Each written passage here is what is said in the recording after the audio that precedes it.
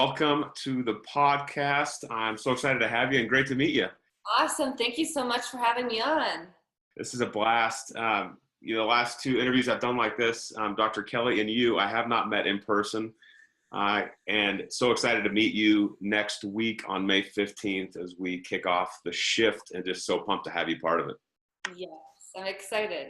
This will be great. And it's one of those things that, I joke in my business that I kind of build these programs for myself and run these events for myself. And I'm half joking when I say that, but honestly, there's a big truth to it, because I get to be surrounded by people like you and the other great people who are going to be at this event. So it's like I win, and I guess the attendees win as well. So it's all good, right? Win-win for everybody. Well, I'm excited to talk a little bit about your business and your background and kind of what got you to the point and how you're going to be involved in the shift and all that. And one thing where I wanted to start is when people ask kind of what you do, like, what do you tell them? Yes. So really the main thing that I focus on right now is e-commerce. So I build e-commerce brands. And I have my Instagram page is more so like an influencer page is what people call it. Yes. So what I do on that page is promote really living your best life, health, fitness, getting out, adventure, outdoors, all of that. What's one of the kind of biggest challenges that you've had to personally overcome as an entrepreneur over time? That's a loaded question. One of the many challenges. Just one thing. No, I'm kidding. There's so many things I could say, but I'm going to just say the first thing that pops in my mind. It's kind of like, when you get so far in your business, it's like your gears are always grinding. Your mind is always going. So for me, my hardest thing now is finding that work-life balance, not because I can't find it, but more so because I always want to work on my business, and it's very hard for me to step away from it. I can't sit down and watch TV because I'm like, oh my gosh, I need to do this. Not that I can't go out and have fun and do things. I make time for that, but that's a hard click to turn off once it starts going.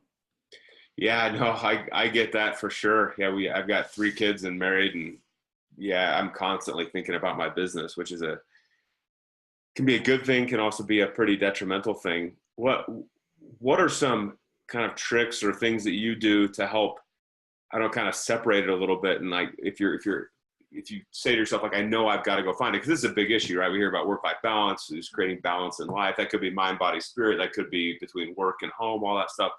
But what are some things that you do just to be like, okay, no, I need to shut off. I want to go do this. How do you kind of do that? So I like to play little games with myself. So one day, if I want to go out and do something, I just moved, I still have to find apartment things, an island and a TV and everything. So what I do is I tell myself, okay, well, I'm going to allow myself to do that later, but I have to get this, and this done first, and then I can go. And then it makes me want to crush stuff out faster, my to-do list. And then, kind of following that rule, if that makes sense. That makes a lot of sense. Yeah, I think I start kind of losing my head a little bit. But if I don't write stuff down and have a clear path of even just taking a step back and being for the next 2 minutes, I'm going to brainstorm all the things I have to do. Yes. Otherwise, I just spin all the time. Oh yeah, I have to make a list before I go to bed. Otherwise, I'll be thinking when I'm trying to sleep, I have to do this, I have to do this. I have to make that to-do list for the next day before I go to bed the night before. Everything, even the little things, so that way I forget nothing, and then it's not brain overwhelm. That's actually a really good thing. That's a good practice for people to get into, is write the things for the next day down, and then you know how to execute them, and you can go to sleep with a calm, kind of open mind. Yes. On your kind of entrepreneurial journey, who's been one person who has been influential to you? Oh man, so my favorite 2 entrepreneurs, I love, Gary Vee's podcast. I listen to that every single episode that he uploads. I listen to that. I love Gary Vee. And then I also, because he's hustle, Just Yes. get up and do it. You can do anything that you want, like that mindset. But then also, I really, really, really love Grant Cardone. His book, The 10X Rule, like changed my life earlier this year, because I realized like my goals that I had for myself this year, like they're big goals, but then I realized like if I 10X that goal, like, and that's what I started doing this year. And that's why everything in my e-commerce world is kind of, you know, really taking off, because I made bigger goals than what I thought I was capable of. So Walk me through, because oh man, this goal setting thing I think is so massive, right? So when we think about like 10x, that could be super overwhelming, right? And when you thought about like, okay, I read this book on 10x, I'm gonna go like make this happen, right? Because there's two decision points. One is to make that decision that I'm gonna go do this. And how did you kind of work through that? Because a lot of people will be like, yes, I want that, and then after the first day, they're like, back off. yes. And then how has that also? Maybe I'll stop there, because I also want to know like how has that changed like the action you take on a daily basis?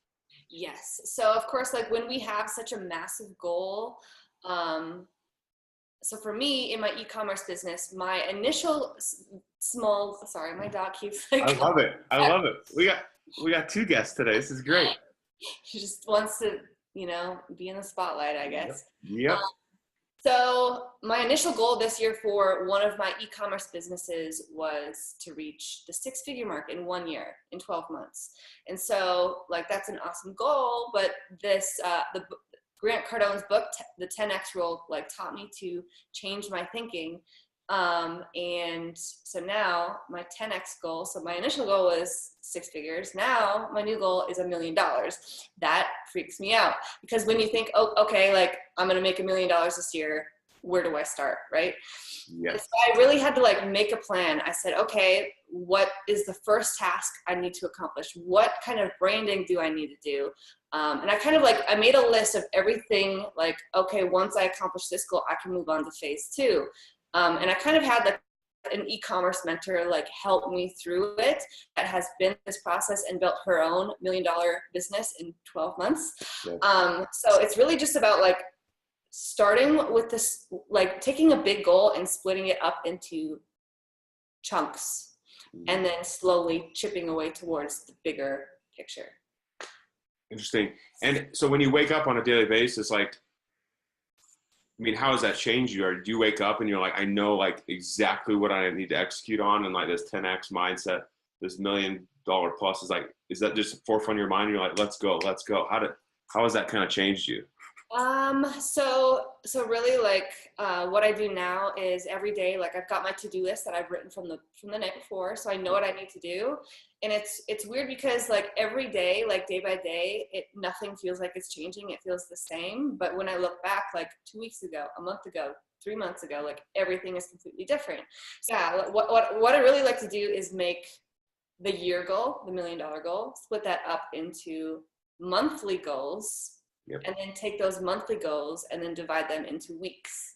So then it's really like, okay, my $1 million goal this week, this is what I need to accomplish. This is what my sales need to be in order to reach that goal. I love it. Yeah. I love it. Well, and I mean, there's so much to unpack, and I know we don't have a ton of time and all that, but you found a mentor. Mm-hmm. And I think that's such a huge piece. And it sounds like it's been huge for you, just having somebody who's walked the path, who's done it, being able to kind of not hold your hand, but kind of show you the ropes and be like, no, think this way, like, look at this. Describe like how that, you talked a little bit about how that mentor kind of helped you broke stuff down, but how is like she or he kind of helped you through that? Yes. So I am a very independent person. Like I love being in charge of everything that I'm doing. So I always think that I can do anything without anyone's help. So me taking on a mentor at first, like for the first couple of weeks, I'm like, I don't need it. I don't need to invest the money. I can figure it out myself. But after the first day with my mentor, I was like, this is exactly what I needed. Like she told me exactly what I needed to do with my branding, how to go about promoting and getting more people to check out your website and stuff, like increasing sales, stuff like that. So game changer. I don't know why I didn't do it sooner. It's pretty amazing, isn't it? Yes. And I tend to do that as well. I think we all do. It's just like, no, we got this, especially like the us type A personalities. If I know we got this, or for me, I was afraid to ask for help as if it was like a sign of weakness that like, oh, Matt couldn't figure it out himself. So like, but it was me just telling myself that. Nobody's saying that, right? I'm the same way. At the shift experience, like I said, you're going to be sitting on a panel, and then also helping with kind of this workout portion, and obviously our goal is how do we shift our mindset, how do we shift kind of these different areas of our life to that next level, right? And it's for people who maybe you're kind of in neutral right now and you need to shift into first gear, right, and just get going. For others, it's like you're already in fourth gear, we need to shift up to fifth, right? And everyone's going to be at all these different levels, when they come to the shift experience. And as you know, we're talking about kind of our 4 Bs, right? So we've got our brain, because it's kind of our mindset type thing. We've got our body. So we're having my wife come talk about nutrition. We're doing the fitness piece of it, talking about recovery. Then we've got our business, right? So how do we kind of grow our businesses, grow our careers, kind of become better leaders, business owners, all that sort of stuff. And then finally, the bond piece, which is all about relationships. Mm-hmm. So as you kind of hear me talk about, we've got, our brain, our body, our business, and our bond. What is kind of one area that, I don't know, just sticks out to you and you're like, that one, has been a really big one for me to focus on, or something I've had to overcome in one of those? What's one of those that you just kind of sticks out to you? Bond. And the reason for that is because I am very much a introverted, very shy person. Getting out there, introducing myself, shaking someone's hand, saying, hey, this, someone asked me what I do, and, confidently saying, this is, I'm in e-commerce, and explaining that, I don't know, just being introverted and shy. Like, I love staying home and working on my business from home. Yes. Very introverted. So I've gotten a lot better at it. I used to be really bad at public speaking. I've overcame that. Just kind of immersing myself into those things that stress me out, like public speaking, getting out and meeting new people. I've gotten a lot better at that, but I'm still a work in progress. Yes. Well, and that's so interesting, because I wouldn't perceive you as an introvert, first of all. That's what everyone says.